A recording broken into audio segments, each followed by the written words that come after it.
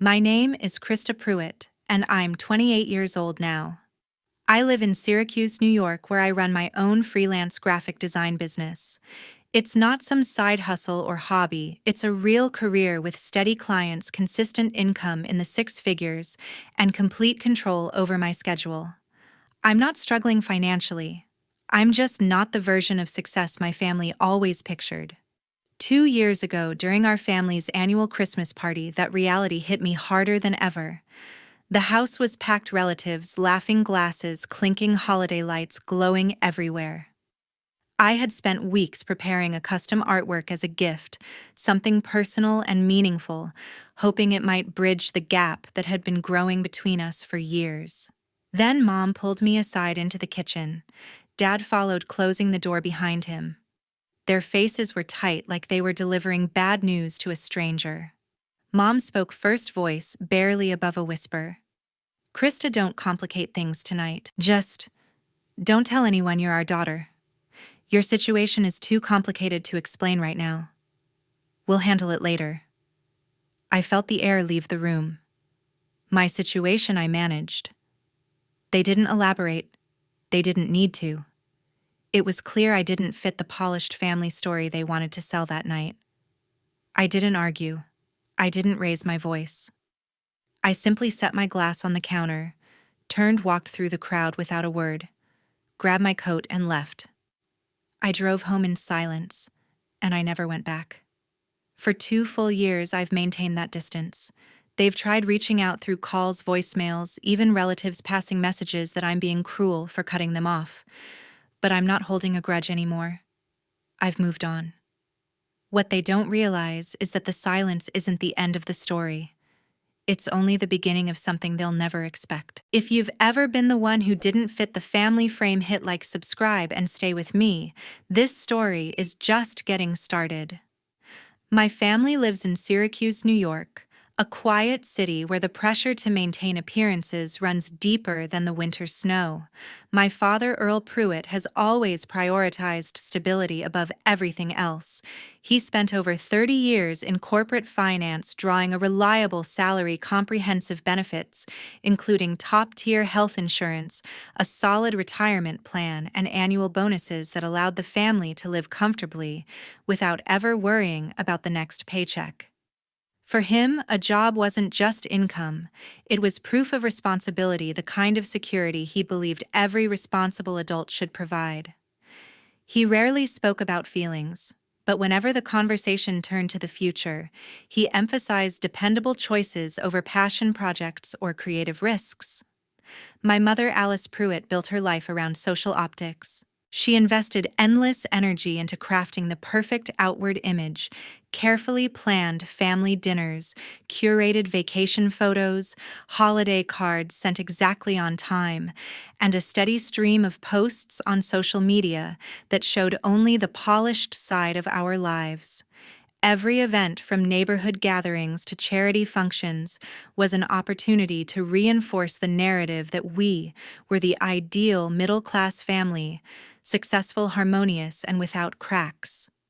To her, how others perceived us was the true measure of worth, and anything that disrupted that perception had to be managed, minimized, or hidden. Together, they cultivated what I now recognize as a curated version of life, highlighting only the achievements that fit their long-established story. My brother Ronan, born in 1992, embodied that story perfectly.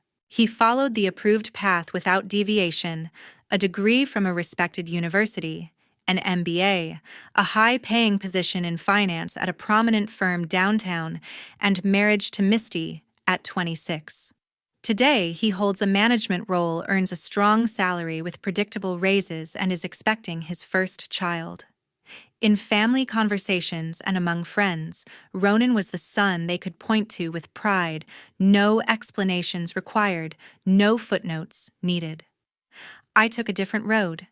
After college, with a degree in design, I chose freelance graphic design instead of climbing the corporate ladder.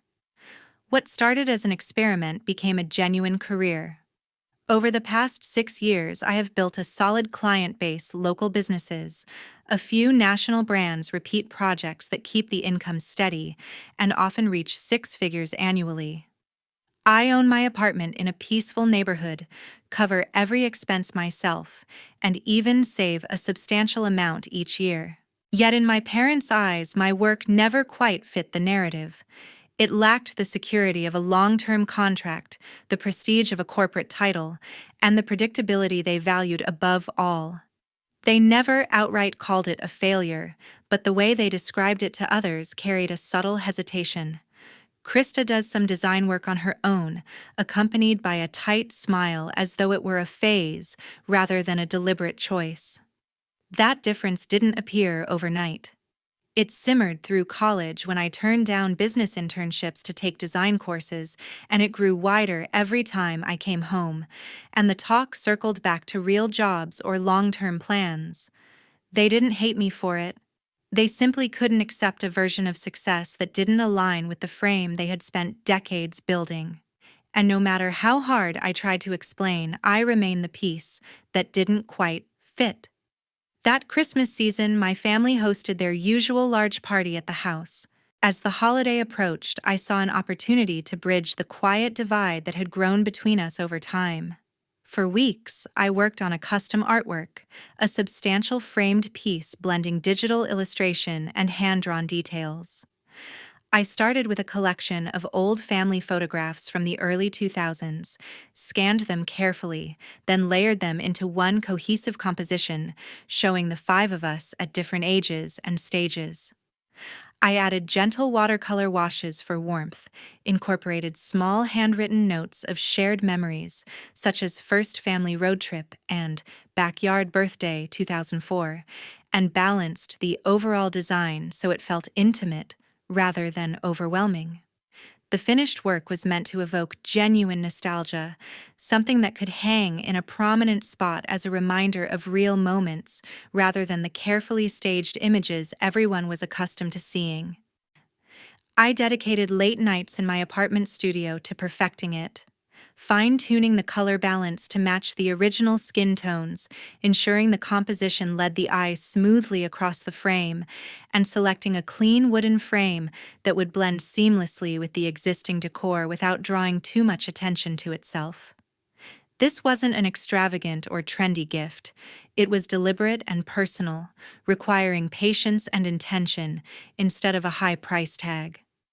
In my thoughts, the piece served as a quiet olive branch. I pictured Mom placing it above the mantel, Dad offering one of his infrequent approvals, and Ronan acknowledging that it captured something authentic about our shared past.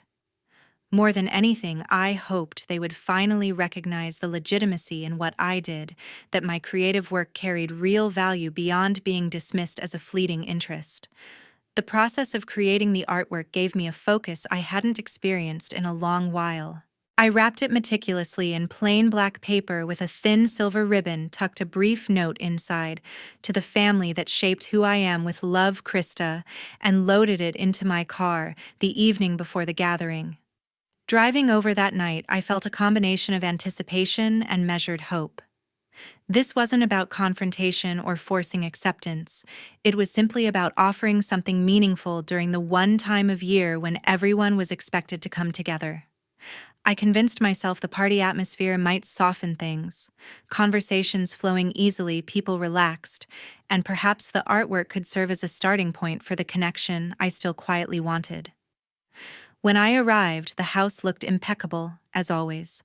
Mom had arranged everything with her signature precision strings of white lights outlining the porch, a tall evergreen in the entryway, adorned with ornaments collected over decades, garlands draped thoughtfully along banisters, and the comforting aroma of fresh cinnamon and pine wafting through every room. Relatives from nearby towns, longtime neighbors, and a handful of Dad's colleagues had already started arriving, filling the space with familiar chatter and laughter. I carried the wrapped piece inside, positioned it carefully beneath the tree among the other presents, and joined the flow of greetings with the practiced ease that had become routine. During the evening, I assisted with practical tasks, setting out platters of appetizers, refreshing drink stations, and making small talk with cousins about their recent travels and children's milestones. For once, the mood felt lighter than expected. No probing questions about my career trajectory, no veiled comparisons to Ronan's latest achievements. I even noticed Dad glancing toward the tree a couple of times, and I allowed myself to hope he had spotted the large rectangular package with my handwriting on the label. For those few hours, I let go of the usual tension and simply enjoyed the holiday rhythm, believing this could mark a subtle shift. The artwork waiting under the tree spoke for me in a way direct conversation never had, and I held on to the possibility that it might be the key to showing them the worth of the path I had chosen. As the gathering reached its peak, with music drifting from the living room and voices rising in cheerful conversation, I experienced a fleeting sense of belonging. I didn't require dramatic recognition or public declarations. Quiet acknowledgement that my direction held its own merit would have sufficed. The custom piece represented precisely that, a thoughtful link forged from memories we all once shared, created with care and sincerity. In that moment, I truly believed it could be enough to start something better. The party was in full swing when Mom took my arm and guided me toward the kitchen.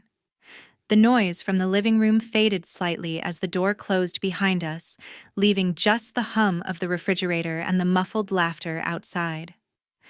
Dad stood near the counter with his arms crossed, looking more uncomfortable than usual. Mom released my arm and turned to face me directly, her expression a mix of determination and something close to apology. "Krista," she began, keeping her voice low enough that it wouldn't carry, "we need to talk about tonight."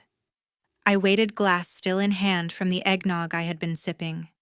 Dad shifted his weight and glanced toward the door as if hoping someone would interrupt. Mom continued without pausing, "Don't complicate things tonight. Just don't tell anyone you're our daughter.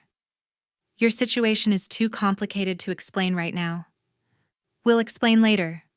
The words landed like a physical weight. I felt my grip tighten on the glass, but my face stayed blank. "My situation," I repeated slowly, letting the phrase hang in the air between us. Mom's lips pressed into a thin line. Dad cleared his throat but didn't add anything. They didn't need to. I understood exactly what they meant. My freelance work lacked the corporate title they could brag about. My income came in irregular waves instead of predictable paychecks, and my life didn't follow the same neat timeline as Ronan's. In their eyes, I was the variable that didn't fit the polished story they presented to relatives, neighbors, and Dad's colleagues. Tonight, with the house full of people who expected a perfect family portrait, I had become the element that required editing. I looked from Mom to Dad, searching for any sign that this was a misunderstanding or a poorly timed joke. Neither of them met my eyes for long. Mom reached out as if to touch my shoulder but stopped halfway, letting her hand drop. "It's just one evening," she said, her tone softening into something almost pleading. "Everyone's having a good time. We don't want questions or awkward explanations. You understand, don't you?" The kitchen suddenly felt smaller, the air thicker. I set the glass down on the counter with deliberate care, the soft clink echoing louder than it should have. My chest tightened, but I kept my breathing even. Part of me wanted to push back, to ask how long later would be, to point out that I had spent weeks creating a gift meant to bring us closer. Instead, I nodded once, a small mechanical motion, because arguing would have turned the moment into the very scene they were trying to avoid. Without another word, I turned and walked out of the kitchen. I moved through the crowd with practiced calm, smiling at a cousin who waved, nodding to an aunt who called my name, weaving past groups of people deep in conversation. No one seemed to notice anything unusual. I reached the front closet, pulled on my coat, and slipped out the door into the cold December air. The porch light cast a warm glow behind me, but I didn't look back. The drive home was quiet. Snowflakes drifted across the windshield, and the radio played softly some holiday station I didn't bother changing. I parked in my usual spot, carried my empty hands inside, and closed the apartment door behind me. The custom artwork I had wrapped so carefully still sat under their tree, waiting for a moment that would never come. In the days that followed, I didn't call or text. I didn't send apologies or explanations. I simply stopped participating in the family rhythm that had always demanded I adjust myself to fit their frame. The numbness settled in gradually, not as dramatic pain, but as a steady acceptance that some gaps cannot be bridged when one side refuses to acknowledge they exist. Mom and Dad never followed up on their promise to explain later.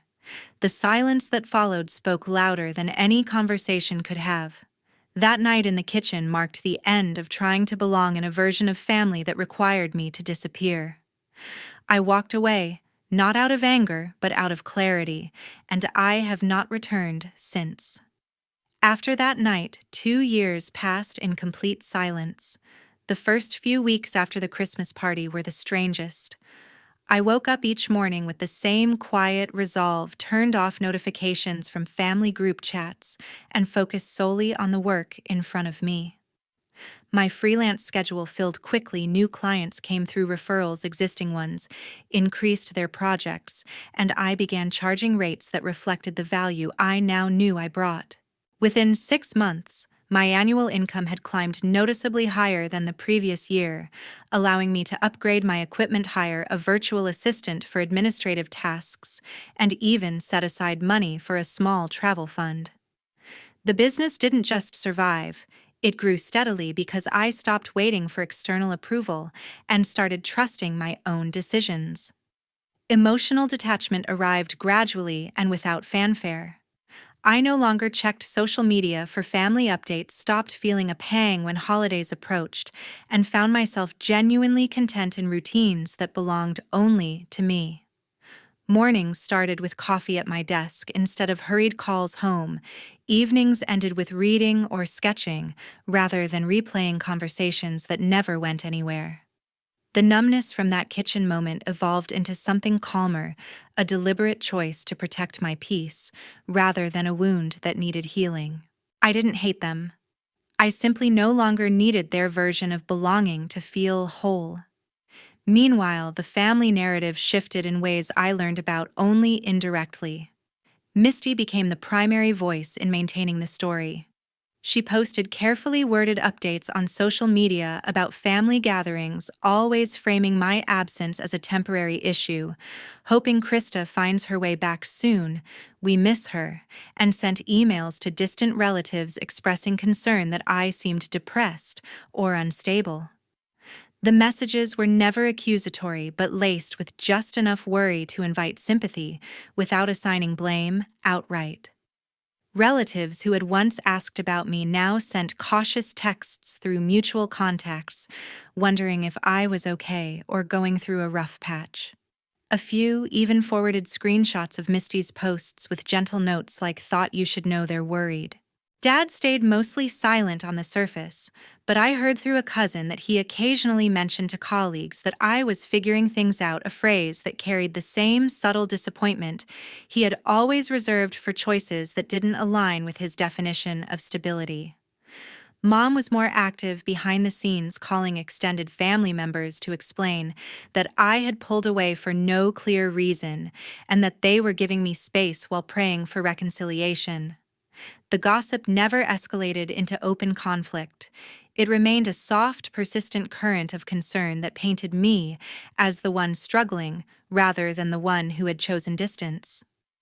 I received occasional indirect messages, a holiday card from an aunt with a handwritten note asking if everything was all right, a voicemail from a family friend saying Mom had sounded upset at a recent brunch, but I let them go unanswered. Responding would have reopened the door I had closed, and I had no interest in re-entering a dynamic that required me to shrink myself. Instead, I invested that energy into expanding my portfolio, collaborating with new designers, and building relationships with clients who valued my perspective without qualification. By the second year, the silence had become normal. I celebrated small milestones alone, landing a major branding contract, reaching a savings goal, completing a personal project that had nothing to do with anyone else, and felt a quiet satisfaction that came from within. The family continued their curated life, posting photos of gatherings. I wasn't invited to sharing updates about Ronan and Misty's growing family and maintaining the impression that everything was harmonious, except for my unexplained withdrawal. The concern they expressed publicly served to reinforce their role as caring parents, while casting my absence as a personal failing. I didn't resent the gossip. I understood it as their way of coping with a reality they couldn't control. What mattered more was that the 2 years had given me space to build a life that didn't depend on their approval. And in that space, I found a steadiness I had never known before. Then one summer day this year, Misty sent the invite through email. The subject line read, "Hayes Family Reunion. Save the date." And the message arrived in my inbox on a quiet Tuesday afternoon while I was reviewing proofs for a new client. I opened it expecting a generic announcement, but the details made the intent unmistakable. The event was billed as a major family gathering to celebrate my parents' wedding anniversary, combined with congratulations for Ronan and Misty's first child on the way. It was scheduled for the following fall at a rented venue in downtown Syracuse, catered dinner speeches, family photos, the full traditional package. The invitation was formal with elegant font and gold accents addressed to Krista Pruitt, without any personal note. Midway through the text came the part that stopped me. "We would be delighted if you could contribute a custom artwork piece to decorate the reception area. Your style would add a special touch to the celebration. Please let us know your availability and any requirements for materials or delivery. As a contributor, you'll have access to the venue setup time." There was no mention of attending as a guest, no seat reserved in the family section, no suggestion that this was anything other than a professional arrangement. I was being invited not as a daughter or sister-in-law, but as a vendor. I read the email twice, letting the words settle. The tone was polite, almost enthusiastic, as if this were a generous opportunity rather than a deliberate exclusion. Misty had attached a mood board with color schemes, venue photos, and suggestions for rustic yet elegant designs, clear instructions that assumed I would accept without question. The message ended with a deadline for confirmation and a signature from Misty as event coordinator, a title she had apparently given herself for the occasion. The manipulation was subtle, but unmistakable. By framing the request as a contribution, they avoided acknowledging the 2-year silence while still benefiting from my skills. It allowed them to maintain the appearance of family unity. After all, a piece from me would look thoughtful in photos without granting me any real place at the table. If I agreed, I would be there in service, setting up during off hours, perhaps entering through a side door and leaving before the toasts began. If I declined, they could claim I had been offered inclusion and chose to stay away. I sat at my desk for a long while, staring at the screen. The email didn't mention the Christmas party or the kitchen conversation. It didn't reference the silence or the gossip that had filled the gap. It simply assumed I would step back into a supporting role, grateful for the chance to participate on their terms. The attachment included a timeline delivery the day before installation early morning, no mention of joining the dinner or mingling with guests. That afternoon, I saved the email to a folder labeled family without replying. I didn't feel rage or tears, just a clear, cold recognition of the pattern. They hadn't changed. The narrative still required me to be invisible unless useful, and this invitation was proof that the only way back in was through the service entrance. Over the next few days, I let the request sit. I didn't consult friends or overthink the emotions. I simply observed how perfectly it fit the dynamic. I had walked away from the expectation that I would adjust, contribute, and disappear when no longer needed. The reunion would be photographed and posted, the artwork credited vaguely, if at all, and the story would continue as if nothing had ever been wrong. I closed the laptop and went back to my current project, a branding package for a local nonprofit that had given me complete creative control. The contrast was stark. Here I was, valued for my vision, not tolerated despite it. The email from Misty marked the moment when the last thread of obligation snapped. I wasn't going to respond with anger or explanation. I was going to create something that would speak for itself, something they would welcome into their perfect event without realizing what it truly contained. The invite sat on my workbench for several weeks, prompting me to think deeply. At first, I left it there among sketches and color swatches, letting it gather a thin layer of dust while I continued with client projects. Every time my eyes fell on it, the words stood out sharper: the formal language, the assumption of compliance, the careful omission of any real invitation. The more I looked, the clearer it became that this was not an olive branch, but a continuation of the same pattern: include me, only when I could serve a purpose, keep me on the periphery otherwise.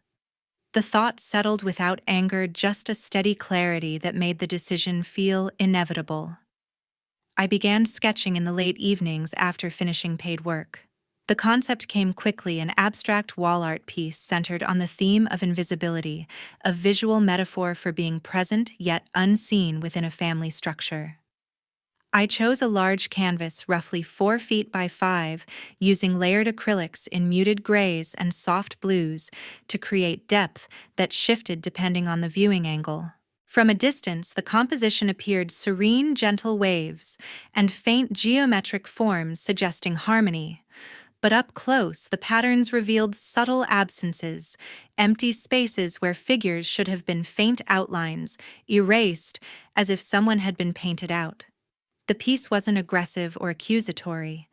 It was quiet, almost contemplative, designed to evoke reflection rather than confrontation. The real element lay in the hidden panel. I built a shallow compartment into the back frame, sealed with a magnetic latch that blended seamlessly with the wood grain. Inside, I placed a small collection of subtle evidence-printed screenshots of old text messages where Mom had described my instability to relatives' emails Misty had forwarded, expressing concern about my mental state, a few social media comments archived from family friends, wondering why I never attended gatherings. Nothing was exaggerated or fabricated. These were direct quotes and records from the past 2 years presented without commentary. The intent was not to expose or shame, but to allow truth to surface naturally if anyone looked closely enough. The panel was discreet, only visible if someone noticed the slight seam or felt curious enough to test the latch. I worked on it in stages, always after hours when the studio was quiet. First, the base layers for depth, then the foreground abstractions that hid the absences, finally the frame construction with the hidden mechanism. I tested the latch repeatedly to ensure it held securely but released with gentle pressure. The entire process took nearly a month, fitting around client deadlines and personal rest. I didn't rush because precision mattered more than speed. This was not about revenge, but about alignment, placing the facts in a context where they could be discovered on their own terms. When the piece was complete, I photographed it professionally from multiple angles, ensuring the images showed only the front view, nothing of the back compartment. I composed a short professional email to the event planner listed in Misty's original invitation. The message was concise. Following up on the request for a custom artwork contribution to the Hayes family reunion. Attached are images of the finished piece, which aligns with the suggested style. Delivery can be arranged the day before the event. No charge, this is a gesture for the occasion. I attach the photos, a brief description of the abstract theme as exploring presence and memory, and my studio signature. I sent it from my business account, keeping everything formal and detached. The planner replied within hours. "This is stunning. We'll reserve a prime spot near the entrance for maximum visibility. Thank you for contributing. It will be a beautiful addition." The response carried no hint of recognition, no acknowledgement of the family connection. It treated me exactly as intended as a vendor providing a service. I packaged the artwork in protective crating, labeled it clearly for delivery, and arranged for a courier service to drop it off at the venue the afternoon before the reunion. I included no personal note, no signature beyond the studio stamp. The hidden panel remained sealed, the contents untouched. Whatever happened next would unfold without my presence or intervention. The decision felt final in the best way, not dramatic, not vengeful, but complete. I had chosen to respond not with words or absence, but with something that existed on its own. The piece would stand in their space, admired for its surface beauty, and if curiosity led anyone to look closer, the truth would reveal itself quietly, without force. For the first time in years, I felt the balance shift, not because I needed to win, but because I no longer needed to hide. The day of the reunion arrived, and I did not show up. I spent that Saturday in my studio finishing a commission for a new client, the kind of project that let me lose track of time without the usual weight of expectation. Meanwhile, at the venue downtown, the artwork I had sent was positioned in the central reception area as planned. The planner had placed it on an easel near the entrance where it caught the light perfectly and drew immediate attention from arriving guests. Mom and Misty stood beside it for most of the early evening, guiding people over with proud smiles. Mom described it as a beautiful representation of our family legacy, emphasizing how the abstract form symbolized growth and connection across generations. Misty added that it had been a thoughtful contribution, mentioning the artist in passing without using my name. Photos were taken, group shots with the piece in the background, close-ups of the swirling grays and blues, everyone smiling as if the evening were flawless. The first hint of something unusual came from a young cousin who wandered over during the cocktail hour.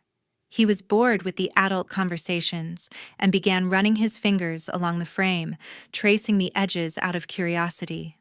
When he pressed on the lower corner, the magnetic latch gave a soft click. The panel slid open just enough for him to peer inside. He pulled out the small stack of printed pages, puzzled at first, then started reading. His expression shifted from confusion to wide-eyed surprise. He showed the papers to an older aunt standing nearby, who took one look and quickly called over another relative. Within minutes, a small group had gathered quietly around the back of the frame, passing the pages among themselves and whispering. The evidence was subtle but undeniable: screenshots of messages where Mom had written to relatives about my unstable phase, emails Misty had sent expressing worry that I might be depressed, archived comments from family friends wondering why I never appeared at events. Nothing was fabricated or sensationalized. It was simply the record of the past 2 years laid bare in plain text. No one shouted or caused a scene. Instead, the realization spread gradually like ripples across still water. Guests who had been admiring the front of the piece now glanced at it differently, noticing the empty spaces and faint erasures that had seemed artistic before, but now carried a different meaning. The mood in the room shifted slowly. Conversations quieted, smiles became more guarded, and people began to drift away from the central display. By the time dinner was served, the whispers had reached most of the tables. Mom noticed the change first. She approached the group near the artwork, saw the open panel, and froze. Misty arrived a moment later, color draining from her face, as she realized what had been discovered. They tried to close the compartment discreetly, but it was too late. The pages had already circulated through several hands. No dramatic confrontation followed. Instead, the evening continued with strained politeness.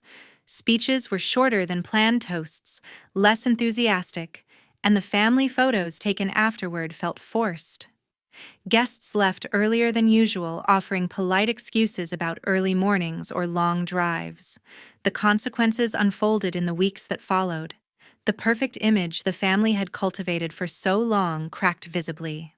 Relatives who had once accepted the narrative of my rough patch now questioned the version they had been told. A few distant cousins reached out to me privately with apologies they had never voiced, before saying they hadn't realized the extent of the distance. In Ronan's professional circle, the story spread quietly. Finance is a small world, and word of family drama travels fast. He lost two potential clients who had been in talks for advisory services. They cited personal concerns as the reason for pulling back, though everyone understood the subtext. Misty's social media presence, once filled with curated family moments, saw a noticeable drop in engagement. Her posts about the reunion received fewer likes and comments, and several mutual friends unfollowed without explanation. The perfect family facade that had been so carefully maintained now carried an asterisk in the minds of those who mattered. I heard about these ripples through occasional indirect channels, a message from a former neighbor, a brief note from a cousin, but I didn't seek them out. I continued working, traveling for a client meeting in the city, and building the life I had chosen without apology. The silence I had maintained for 2 years remained intact. There was no reconciliation, no tearful conversation, no forced reunion. The cut was clean and permanent, not out of spite, but out of respect for the boundaries I had finally set. Looking back on the entire story, the lesson feels clear. Conditional love always comes with a cost. When acceptance depends on fitting a predetermined mold, the person who refuses to conform pays one price, while the family pays another: the slow erosion of authenticity and trust. Families that prioritize image over truth often discover too late that the facade cannot withstand scrutiny forever. For anyone watching or listening who has felt invisible in their own family, remember that your worth is not defined by how well you fit someone else's narrative. Choosing to live truthfully, even when it means walking away, is not cruelty, it is survival. Thank you for staying with me until the end of this story. I appreciate every moment you spent listening.